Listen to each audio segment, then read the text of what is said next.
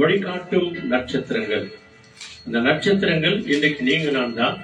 அன்றைக்கு இயேசு கிறிஸ்துவை பறக்கிறதற்கு வழிகாட்டின ஒரு நட்சத்திரம். அந்த நட்சத்திரத்தை போலதான் நீங்கள் நான் இருக்க வேண்டும் என்று மேத்யூ 2nd chapter 9-12. யூதருக்கு ராஜாவாய் பிறக்கிறவர் அரண்மனையில தான் பிறப்பார் என்று சொல்லி அவர்கள் வரும்போதே கிழக்கிலிருந்து அவர்களுக்கு ஒரு நட்சத்திரம் அடையாளம் காட்டினது. யூதேயா ராஜ்யத்திலே, அதாவது பெத்லகேம் ஊரிலே ரட்சகர் பிறந்திருக்கிறார், அவரை நான் வழிகாட்டுகிறேன் வாங்க அப்படின்னு சொல்லி அவங்க அந்த நட்சத்திரத்தை பார்த்து ஃபாலோ பண்ணினே வந்தாங்க. ஆனா அதன் மத்தியில நல்லா கவனிச்சு பாருங்க, என்னதான் இருந்தாலும் மனுஷர் இல்லையா, 3 பேர்லயோ 4 பேர்லயோ ஒருத்தர் சொல்லியிருப்பாங்க, இல்லப்பா நம்ம போறமே கரெக்டான இடம் தான், ஆனா யூதருக்கு ராஜாவாய் பிறக்கிறவர் எங்க பிறப்பாரு? ஒரு வீட்லயா பிறப்பாரு? ஒரு பங்களாலயா பிறப்பாரு? இல்ல குடிசையிலயா பிறப்பாரு? இல்ல அரண்மனையில பிறப்பாரு.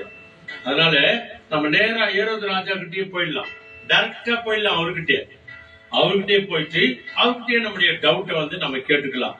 யூதருக்கு ராஜாவாய் பிறக்கிறவர் எங்கே இருக்கிறார்? அவரை நாங்கள் பணிந்து கொள்ள வந்தோம் அப்படின்னு சொல்லி இந்த சாஸ்திரிகள் போறாங்க.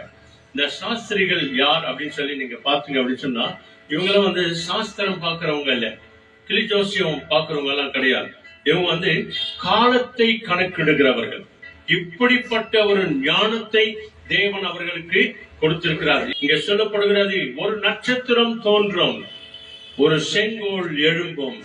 அதைத்தான் அன்றைய நாளிலிருந்து இந்த சாஸ்திரிகள் வழிவழியாய் வந்து அந்த நட்சத்திரம் எங்கே பிறந்திருக்கிறார் அல்லேலூயா என்ற செய்தியோடு கூட அவர்கள் தேடிக்கொண்டு வரும்போதுதான் அவர்களுக்கு வழிகாட்டி வந்தது கிழக்கில். ராஜா சொன்னதை அவர்கள் கேட்டு போகையில் அந்த கிழக்கில கண்ட அந்த நட்சத்திரத்தை மறுபடியும் கண்டு என்ன ஆனாங்களா, அவங்க ஆனந்த சந்தோஷம் அடைந்தார்கள்.